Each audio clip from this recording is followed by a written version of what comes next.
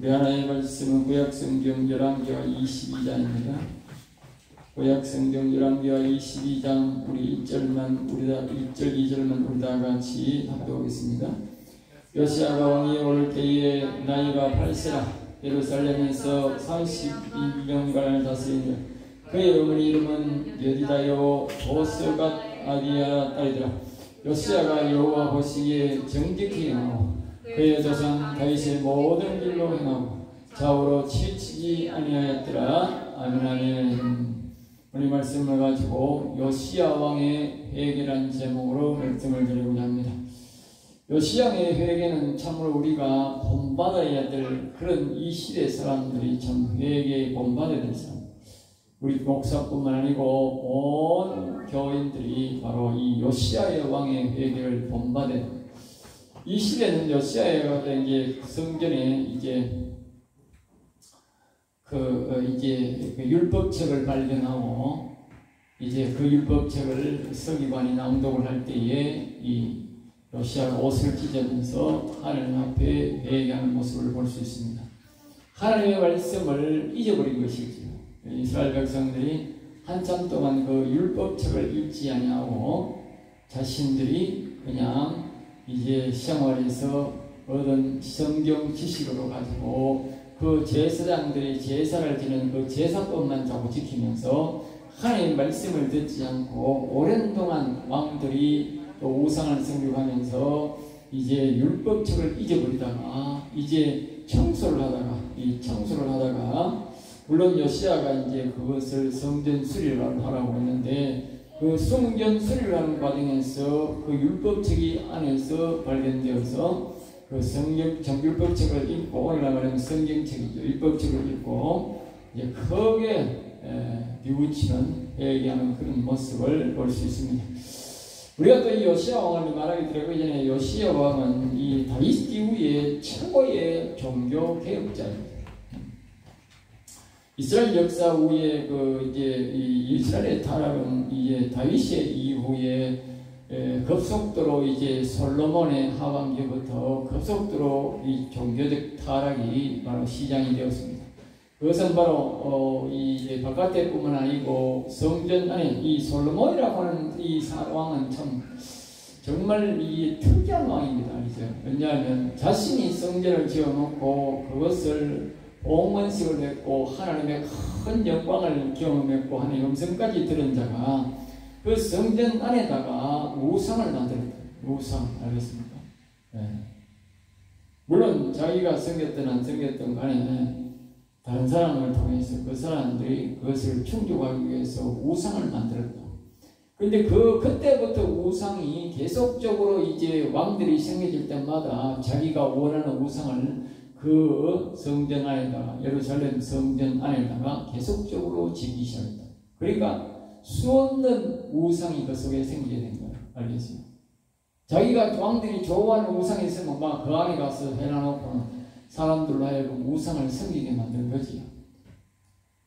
오늘날 우리 교회 안에도 보면 각종 자기 목사들이 자기들이 다 이 자신들의 좀 관습, 이상한 관습들을 가지고 와가지고 교회에 가득 잡아 놓으면요, 교인들이 그것이 계속적으로 관습처럼 이어갑니다. 그것이 하나의 뭐다? 이 교회를 타락시키는 그런 요인이 되는 것이다. 똑같다는 원리가. 그래서 우리는 옛날에 이스라엘 백성들의 타락의 모습을 보면서 오늘 교회가 그대로 타락되어 있다는 사실을, 우리가 뭐 우상을 언제 섬겼나? 원래 오시아는 그런 우상이 아니고 교묘한 문화적 우상이 들어와 있기 때문에 옛날에 그렇던 뭐 송아지를 섬기고 금송아지를 섬기고 이상한 무슨 물건을 아시라를 섬겼던 그런 시대가 아니고 오늘 문화적으로 이상한 신들이 오늘날 교회에 들어와서 그것들을 잡종교로 섬기고 있다는 것을 우리가 깊이 명심해야 됩니다. 그래서 오늘 이 시대에 우리는 종교 지도자가 반드시 필요하다는 거예요. 당시에 이제 종교 지도자는 참 많지요. 종교지도자로 올라가면 사무엘도 훌륭한 종교 지도자의 한 사람이었고, 이 사울 왕은 이제 종교를 말살하는 자였죠. 종교를 다 이 사무엘이 아니었으면 이스라엘 나라의 종교를 말살을 당할 뻔한 그런 것이 바로 이 사울왕입니다. 그런 사울왕을 이제 위험에 노출되어 있었지만 사울왕이 죽이지 않는 왕을 하나님이 죽이라는 왕을 과감하게 죽여버림으로써의 이 사무엘도 종교의 개혁을 과감하게 이끌어갔던 사람 중에 한 사람입니다. 그리고 그 뒤에도 이제 여러 가지 사람들의 종교 개혁자가 많죠. 북이스라엘은 일리야와 같이 이제 아합과의 그 종교적인 분쟁을 통해서 나중에 이 시내 가에서 450명의 그들의 종교 지도자를 450명을 일시에 다 죽여봄으로써 엄청난 종교개혁을 했지. 그때에 정말 죽음을 무릅쓴 그런 종교개혁을 한 사람이 바로 이사야. 뭐 뒤에 이제 1, 2사도 엄청나게 종교개혁을 많이 했지만 이와 같이 자신의 생명을 걸고 이제 이 선지자들은 이제 왕들도 이제 많은 이 종교개혁들을 많이 하고 있었다. 그렇게 우리가 볼 수 있습니다. 그런 가운데서도 이 요시야는 이제 이 선지자도 아니면서 여호와를 경외하는 사람의 신앙 좋은 사람 한 사람으로서의 이 요시야는 바로 왜 이 요시야가 최고의 종교 개혁자라고 말을 하느냐면 이 시대에 참 암울한 시대에 자기가 태어났습니다. 자기의 아버지 선지자과 할아버지는 바로 이사야의 전부 헤스기야의 밑에 뒤를 이어서 왕이 되었는데 50여 년 동안이나 우상을 적진히 섬겼고 그 아들 또한 극진히 섬기다가 2년 만에 이제 죽게 됩니다. 그러니까 약 한 60년 가까이가 이 우상을 극진히 섬기던 그 시대에 바로 이 자녀로 태어난 것이 요시야 왕이고 요시야 왕이 오늘 1절에 보면 왕이 오를 때에 8살밖에 되지 않았습니다. 8살. 8살밖에 되지 않는 이 왕이 이제 뭘 알겠습니까?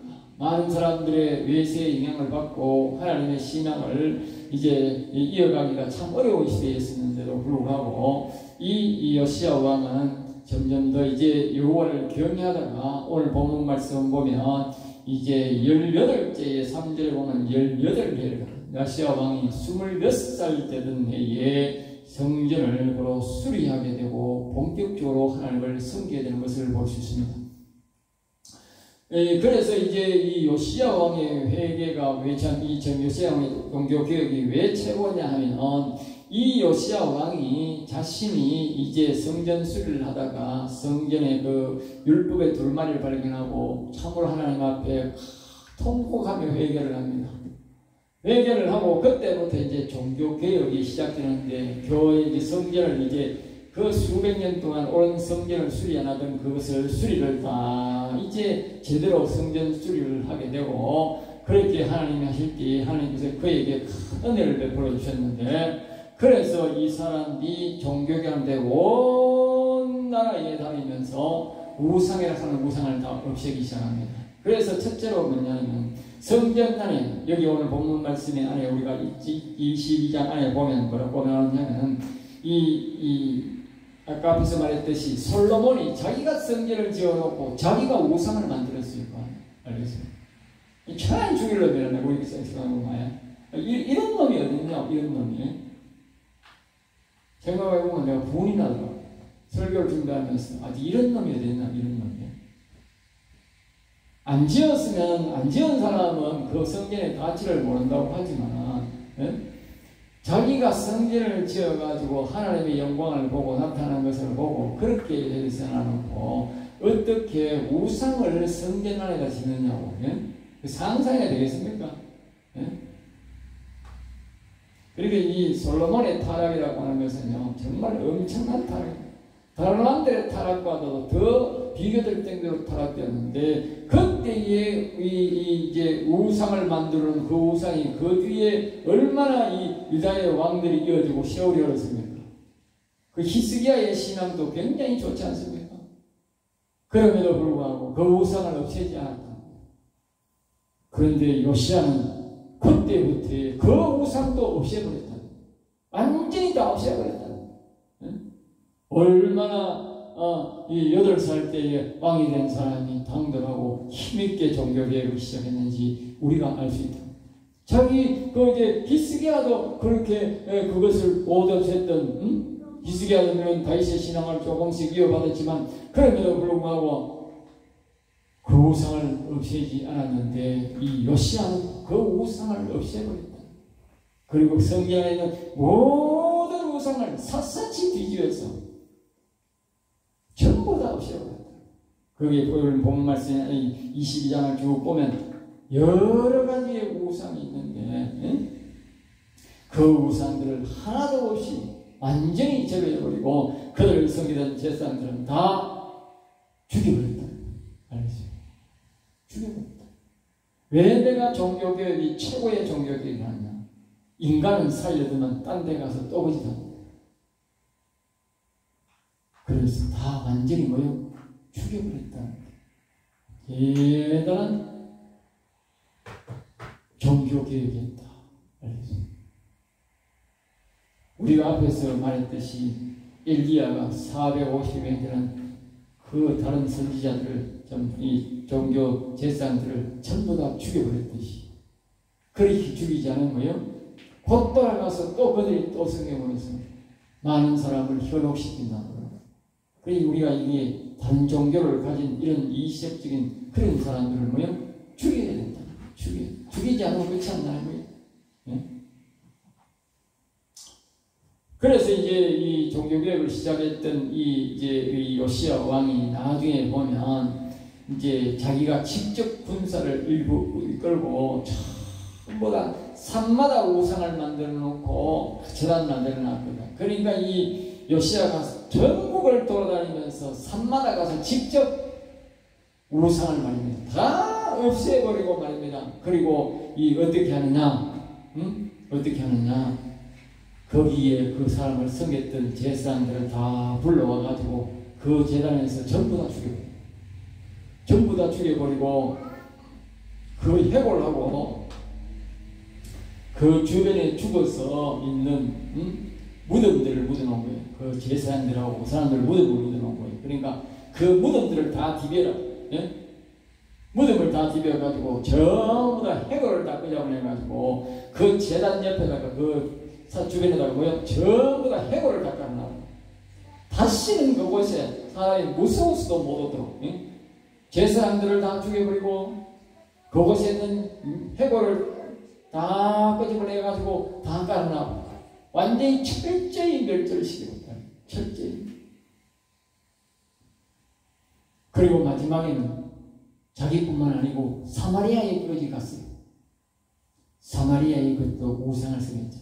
그 당시는 이제 아수르가 통치를 했는데 아수르가 유다나라를 치다가 이사야 선지자의 그 기도로 18만 5천의 군사가 하루아침에 송장이 되어서 죽어버리고 그 아수르 왕이 자기 고향으로 돌아가서 죽어버렸죠. 그러니까 북이스라엘에 다스릴 자가 없는 거예요.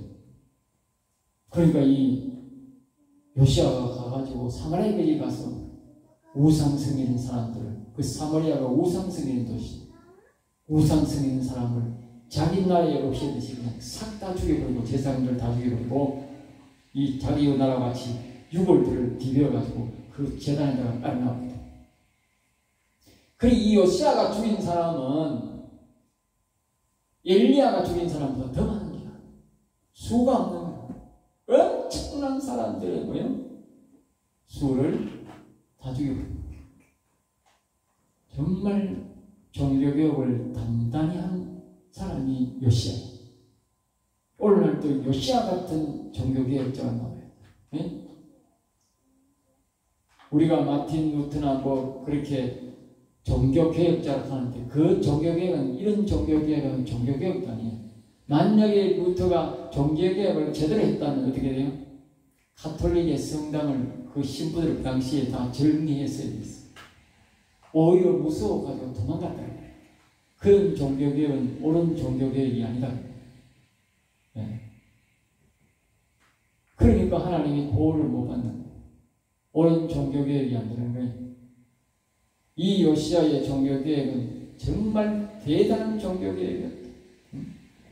그러니까 하나님의 적극적인 보호를 받고 하나님의 인도를 받아서 그 당시에 하나님의 큰 진노 속에서 살아가는 유다 나라였고 이스라엘 나라였지만 요시야 시대에는 절대로 하나님이 그 은혜를 깨닫고 그 어려움과 역경과 어려움 그런 저주가 요시야 시대에는 오지 않았다고 성경은 말합니다. 그것은 바로 요시야가 용기 있게 종교개혁을 했기 때문이다. 이와 같이 종교개혁을 제대로 하나님의 은혜 가운데 하나님의 품성으로 하게 되면 하나님이 절대적으로 그 나라도 보호해주고 그 사람의 지도자도 이 선자도 보호해 준다는 것을 우리가 엘리야를 통해서 알 수 있고 이 요시야 왕을 통해서 히스기야나 이런 다윗과 같은 이렇게 믿음 있는 선자를 통해서 우리는 알 수 있다 하는 것을 알 수 있습니다. 그래서 우리는 제대로 된 종교개혁을 해야 되지 어설픈 종교개혁을 하면 도리어 욕만 얻어먹는다는 거예요. 그래서 이제 1절에 들어가면 요시야가 왕이 오를 때에 나이가 80세였다. 일찍이 왕이 되었는데 여호와를 선봉은 잘 섬기고 다윗의 신앙을 유지했다. 그렇게 성경을 통해서 우리가 보면 이제 이 두 가지가 신앙이 되면 그 사람은 아주 신앙생활을 하나님 앞에 잘한다고 봅니다. 하나님이 첫째는 뭐요? 여호와를 잘 섬겼다. 그렇게 말합니다. 그 다음에는 뭡니까? 다윗의 신앙을 유지했다.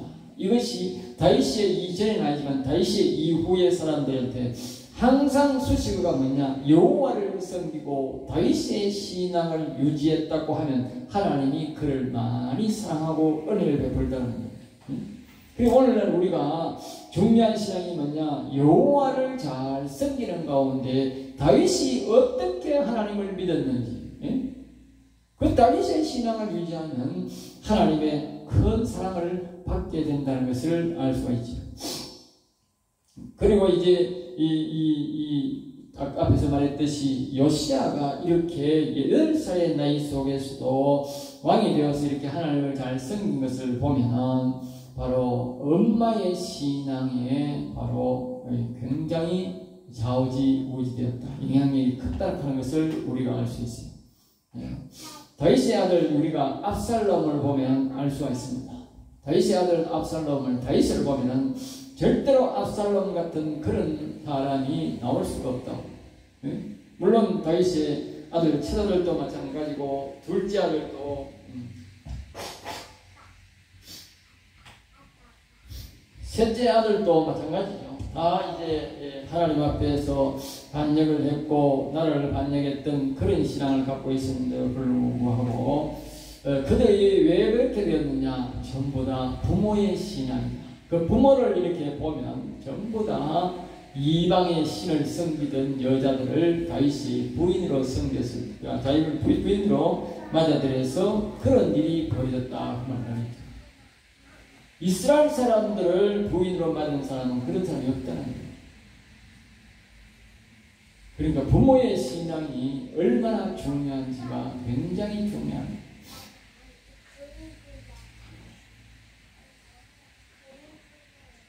아들의 신앙 성품은 곧 엄마의 신앙 성품과 유사하다고 볼 수 있는 것입니다.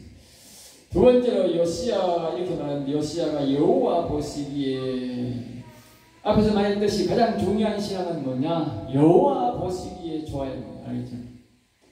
오늘날 사람들은 유명 인물들을 많이 따르는데 우리가 근본적으로는 유명인들을 따르기 전에 먼저 여호와를 잘 섬겨야 됩니다. 사람을 무조건 따르면 되는 게 아니고 여호와를 잘 섬기는 가운데서의 사람을 모델로 삼아서 특별히 다윗을 신앙을 모델로 삼아서 우리가 신앙생활할 때에 우리가 큰 은혜를 입을 수 있다는 것이죠.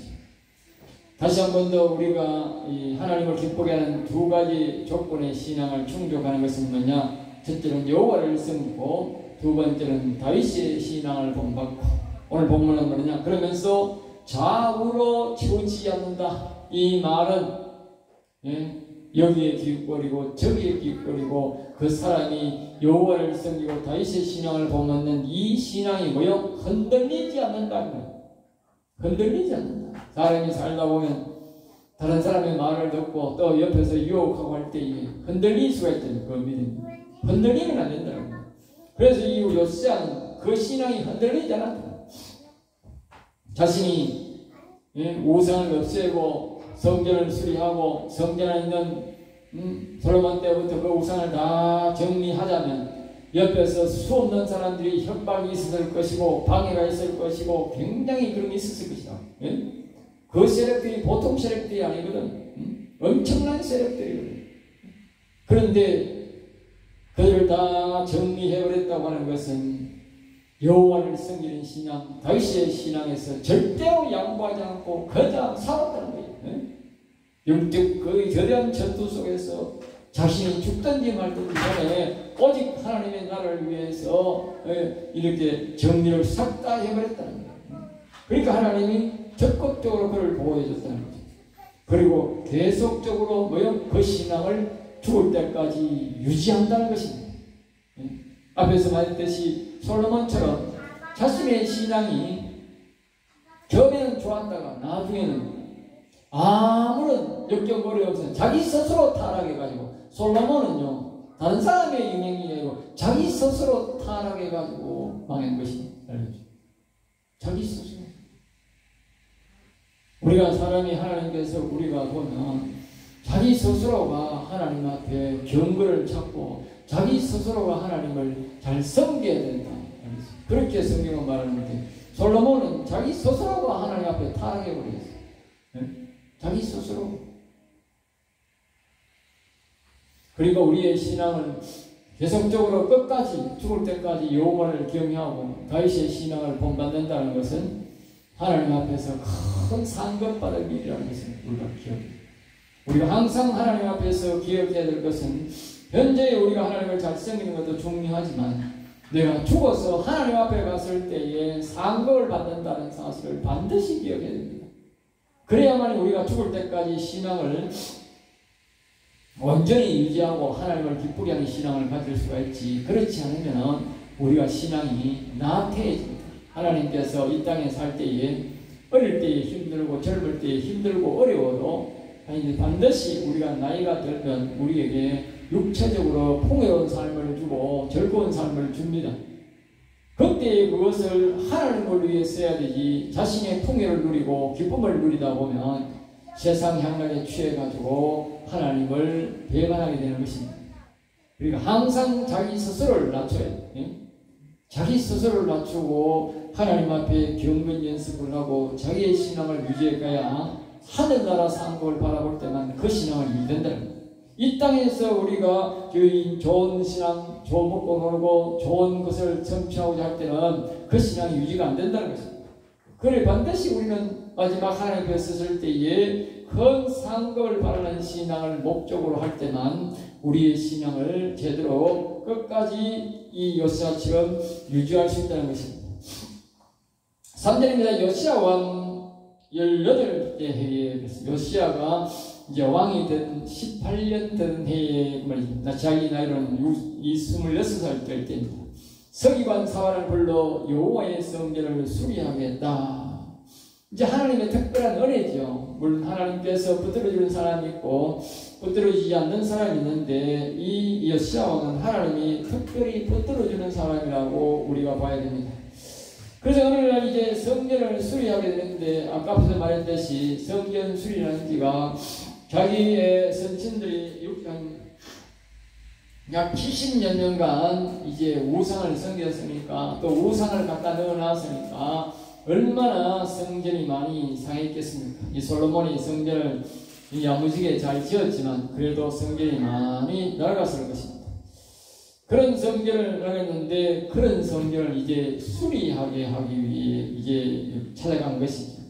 4절입니다. 너는 내 제상 히리야에게 그래서 이제 히리야가 그 당시에 대제사장이었는데 이 다른 종교가 굉장히 성행하고 있었지만 이 성전 안에 그나마 다행인 것은 성전 안에 이 대제사장과 제사장들이 항상 성전을 섬기고 있었다는 겁니다. 그리고 일반인들이 그곳에 바로 제사로 늘 올라왔다는 것이죠. 그러면서 또 성전을 수리하라고 개인적으로는 이스라엘 사람들이 신앙을 갖고 있는 사람이 많았던 것 같아요. 그래서 올라와서 자꾸 이제 헌금도 성전 수리 헌금을 했다는 것이죠. 예. 거기에서는 손을 대지 않았던 거예요. 이것을 보면서 과연 우리 대한민국에 만약에 이 교회가 목회자가 무너지면, 예? 교회가 무너지면 교회에 누가 올라와서 과연 예배 드릴 사람이 있을 것인가? 예? 예배 드릴 사람이 있을 것인가? 예루살렘처럼 예배 드릴 사람이 있을 것인가? 저는 아마 없다고 보는 거예요. 예? 유럽에는 이제 관광거리로, 관광극으로 이제 하기 위해서 꾸며놓은 것이 있지만 거기에 누가 헌금을 하겠나? 예? 그걸 수리하라고 하겠나? 뭐 대다수가 보면 국가에서 하지 그 자체적으로 돈이 나와서 하는 건 아닌 것 같더라고. 응? 우리나라에는 그렇게라도 교회가 만약에 보전이 되겠나 그런 생각을 내가 해봤어. 응? 그래서 이 hilki야를 불러다가 이제 성전을 이제 잘 성전하라고 이제 이야기를 했습니다. 그러니까 그 당시에 이 성전의 보존은 제사장이 잘한 것도 아니고 당시에 신앙 일반 민간인들이, 예? 일반 백성들이 올라가려면 교인들의 신앙이 좋은 사람들이 성전에 올라가서 예배하고 기도하고 또 뭐래요? 헌금했던 그 기초가 그 성전을 무너지지 않게 했다. 우리가 이스라엘 나라도 망한 것을 보면 최고의 마지막 도로가 뭐냐? 목사도 아니고 교인들, 믿음 있는 교인들이라는 거예요. 교인들. 믿음 있는 교인들이 무너지면 나라가 완전히 무너지게 되는 것입니다. 우리나라는 이 교인들 생각에는 우리 목사 개인적으로는 훌륭하다고 생각할지 모르지만 우리나라에는 종교는 이미 다 부패되고 타락했습니다. 완전히 종교다원주의가 들어왔고 만몬주의가 들어와서 오늘날 목회자들이 돌아가는 모습을 보면 일부 개인들은 괜찮은 사람들 많이 있지만 그러나 전체적으로 볼 때는 우리나라는 이미 완전히 종교가 우리 기독교 지도자들은 이미 완전히 타락했다고 봐요. 하나님 보시기에 종교 지도자들에게 기대하는 기대반은 전혀 없다. 1%도 없다 하는 걸 기대해요. 오직 하나님께서 지금 이 나라에 기대를 하고 있는 것은 바로 성도들의 신앙에 기대를 걸고 있다는 것을 우리가 기억해야 됩니다. 우리 종교 지도자들은 크게 반성하고 회개해야 됩니다. 그렇지 않으면 하나님의 은혜가 임하지 않습니다. 그리고 오늘날 교회가 불러가는 것은 바로 이 종교 지도자들, 우리 지도자들 때문에 돌아가는 것이 아니고 성도들의 그 믿음 때문에 돌아가고 있다는 사실을 우리는 반드시 기억해야 됩니다. 그러니까 우리가 난타하는 것도 문제가 되겠지만 우리가 자신의 신앙을 지키는 것이 나라를 지키는 것이고 교회를 지키는 것이고 자신의 신앙을 지킨다는 것을 기억하고 목회자를 믿지 말고 자신의 신앙을 성경을 통해서 또 개인적인 신앙을 통해서 자신의 믿음을 자기가 지켜가야 되는 그런 시대에 살아가고 있다는 것을 기억하셔야 합니다. 자, 그 다음에 이제 5절에 보면 성전에 부서진 것을 수리하게 돼 그랬어요. 성전을 사랑하지 않는 사람은 하나님을 사랑하지 않는 자다. 그렇게 우리가 해야 됩니다. 그러니까 하나님을 사랑하니까 성전을 수리하는 것이다. 이 요시야가 성전을 수리하는 것은 곧 뭐냐? 하나님, 여호와 하나님을 사랑하는 마음이 있었기 때문에 성전을 수리한 거예요. 여호와 하나님을 사랑하지 않는 사람은 절대로 성전을 사랑하지 않습니다. 오늘날 교회에 예전에는 어릴 때에 참 성전에 교회에 자주 오고 가다가 오다가 기다리는 사람도 있고 그랬지만 오늘날 그런 사람이 제가 교회에서 보니까 거진 없어요. 지나가다가도 안 들어옵니다. 시간 있어도 안 들어오고 없어도 안 들어오고 안 들어옵니다. 그만큼 오늘날 이 시대 사람들은 뭐다? 목사를 떠나서 교인들이 뭐요? 성전을 사랑하는 마음이 없다는 거예요. 그러면 성전을 사랑하지 않는다는 반대로 말하면 뭐요? 세상을 사랑한다는 것이죠. 네? 세상에 온갖 향락과 좋은 것을 한다 하면 거기에 뭐 대단한 것을 하는 것처럼 티켓을 나오면 그것은 막 목숨을 걸고 가가지고 그런 것들은 다 보면서 교회 예배는 관심이 없습니다. 그것은 바로 세상을 자신이 뭐냐? 내가 세상을 사랑하는구나. 네? 하나님을 사랑하는 마음이 없구나 하는 것을 자신이 증명하는 거예요. 항상 모든 것은 자신의 행동을 보면 답이 나옵니다. 반대로 풀어보면 다 답이 나오게 되어 있습니다. 모든 답은 자기가 갖고 있는 겁니다. 남이 지적해 주기 전에 자신이 스스로 자신을 발견하고 회개하는 것이 좋습니다. 남이 그것을 지적할 때 굉장히 기분 나쁩니다. 그러니까 자기 스스로 자기가 반문해보면, 역설적으로 해석해보면 내가 얼마나 세상을 사랑하는지, 반대로 교회를 사랑하는지 우리가 알 수 있습니다. 교회를 사랑하니까, 하나님을 사랑하니까 뭐요? 성전을 수리하게 하더라는 것이.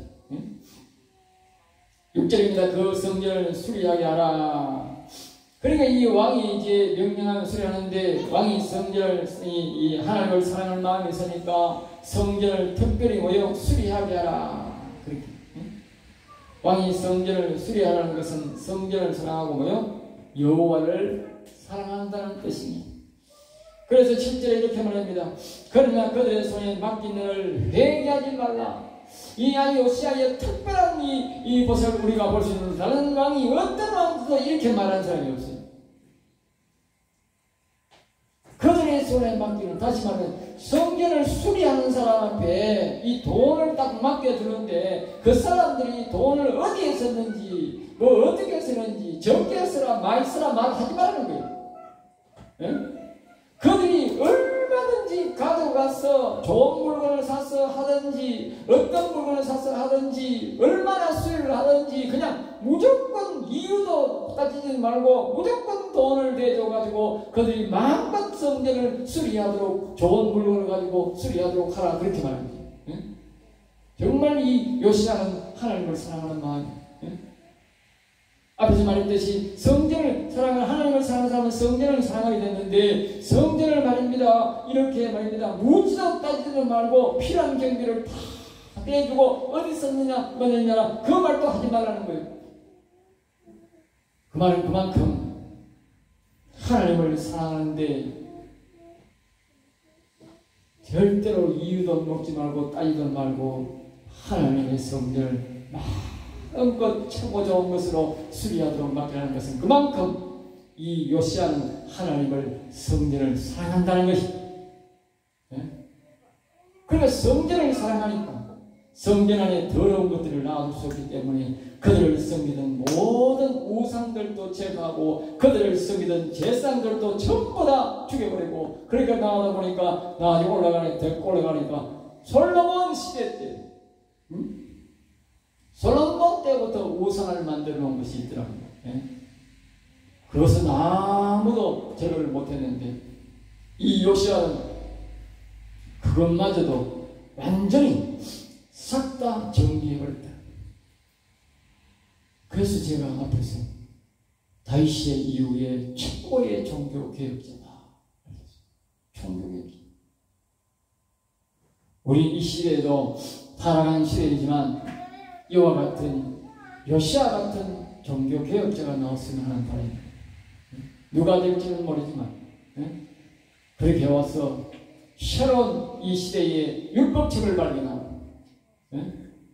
하나님의 질서를 바로 세우고 이 타락한 맘모스 시대에 타락한 이 종교 지도자들을 다 싹 다 정리해버리고 새로운 시대를, 하나님을 거룩한 시대를 우리가 맞이해서 다시 오실 예수님을 맞이하는 그런 훌륭한 이 나라, 이 민족, 이 교회가 되기를 간절히 바랍니다. 기도하겠습니다. 하나님 아버지 감사합니다. 저를 사랑하여 주셔서 오늘도 귀한 말씀, 은혜의 말씀, 생명의 말씀을 주심을 감사합니다. 하나님 오늘 또 우리가 이 요시아를 통해서 훌륭한 종교 개혁한 것을 들어봅니다. 우리도 이 다음에 이 나라 이 민족에도 요시아와 같은 훌륭한 종교 개혁자를 주셨습니다. 하나님의 큰 변화를 일으키고 하나님을 영원하게 하고 기쁘게 하는 그런 시대를 돌아갈 수 있도록 인도해 주시옵소서. 될 줄 믿사옵고 나사렛 주 예수 이름으로 기도드리옵나이다. 아멘.